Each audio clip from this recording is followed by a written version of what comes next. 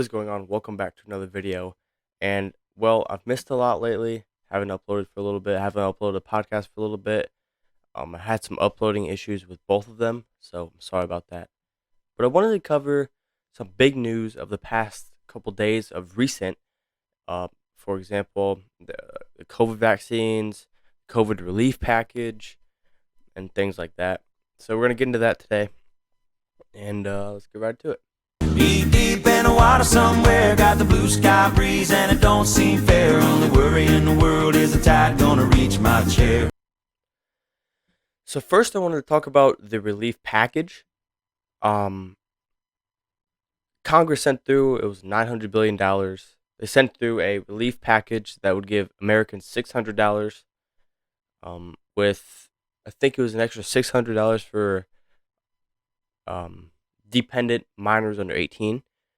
So that would be about $1,200 for each family, and I think it was $1,200 to start out for each married couple. So that was the relief package. That was a relief package. Oh, sorry about that. So that was a relief package that was originally sent out by Congress, that was voted on by Congress, and Trump vetoed it.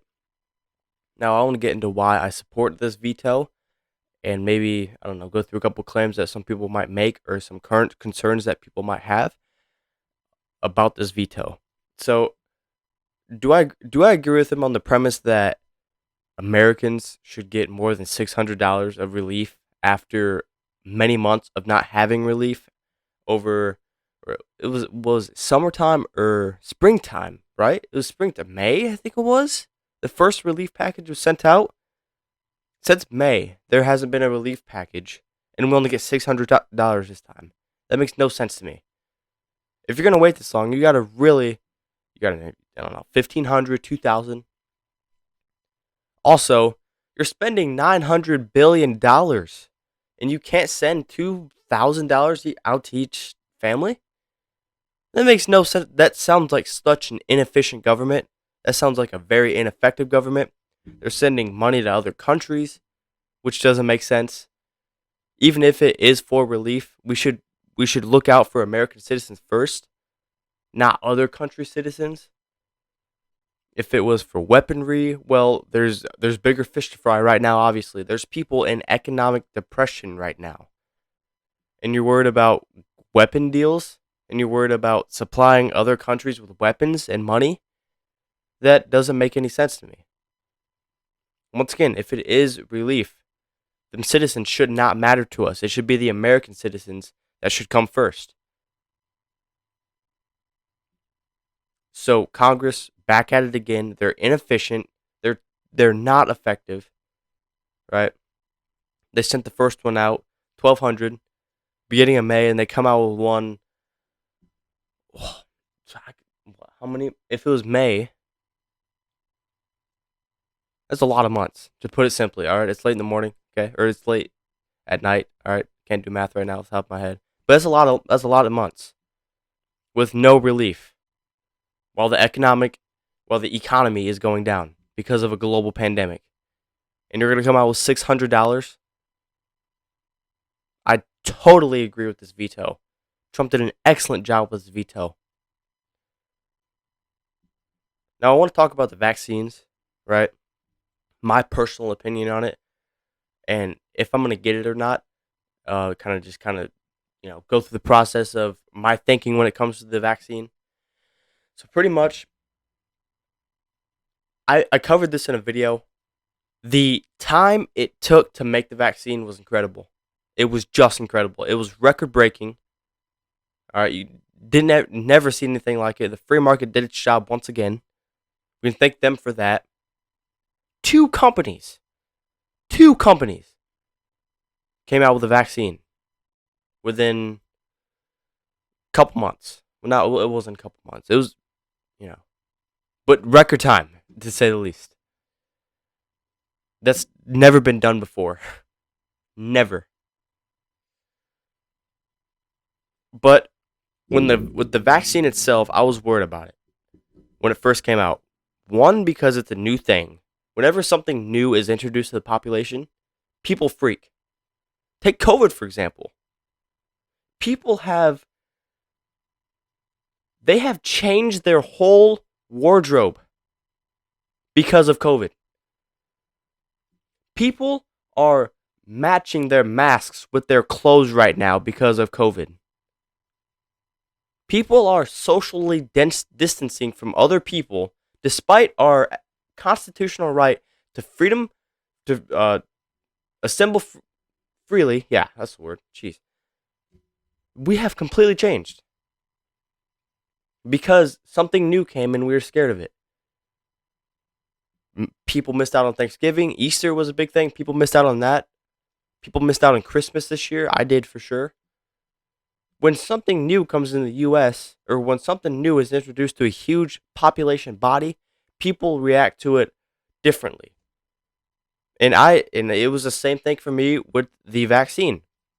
I was skeptical about it. It was new. I wanted to see how other people reacted to it.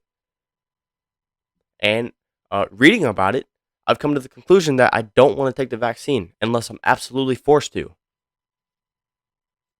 Because one, if I get COVID, I'm most likely not going to die from it, right? The best, the worst thing that could probably happen to me, unless it's absolutely terrible, is that I get immune to it. That's the worst thing. Like probably have a 0.2% chance of dying, and what the vaccine is only 95% effective. That doesn't make much sense to me. It does not make much sense to me. And especially, I want to go back to the population thing, especially with the vaccine, because what the vaccine does is it injects a little bit of the coronavirus into you. So, my question was, okay, what are the doses? What could this specific coronavirus do to you? I just had many questions going through my head. So once again, I'm not taking it unless I absolutely have to. Also, I have extremely bad allergies. They show up in the fall. Haven't shown up this year, thank God. But they usually show up back in the spring, winter sometimes.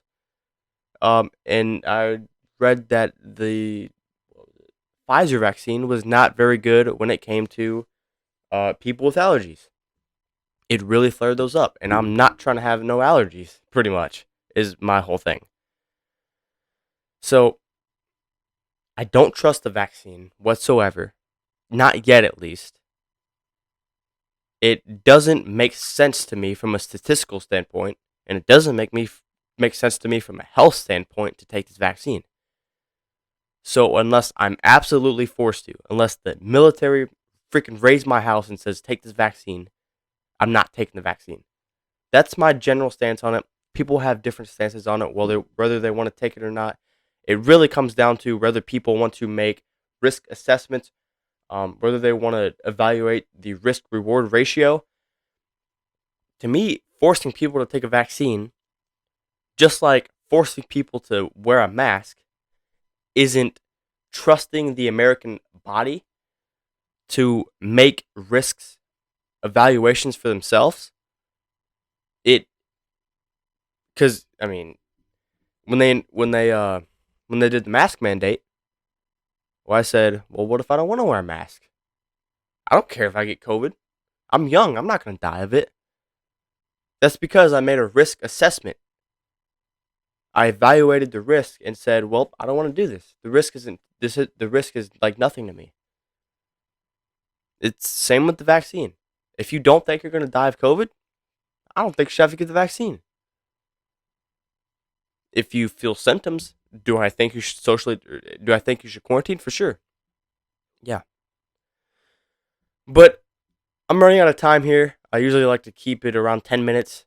And I don't like talking about COVID for a while because it's literally consumed 2020. Okay.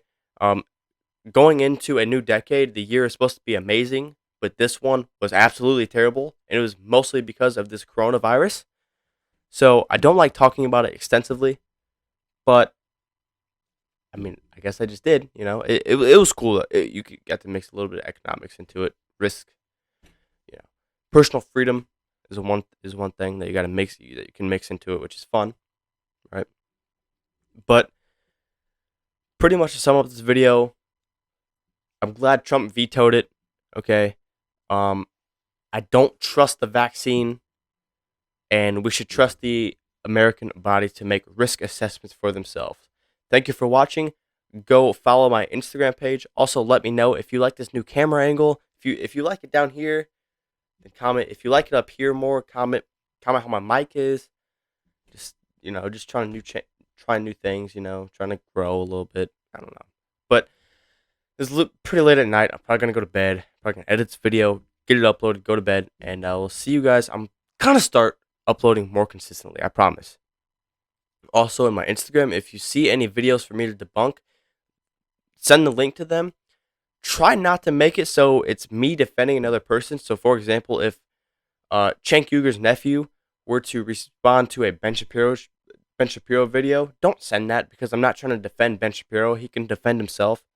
So send ones of them like making a factual argument or a philosophical argument so that I can pick it apart.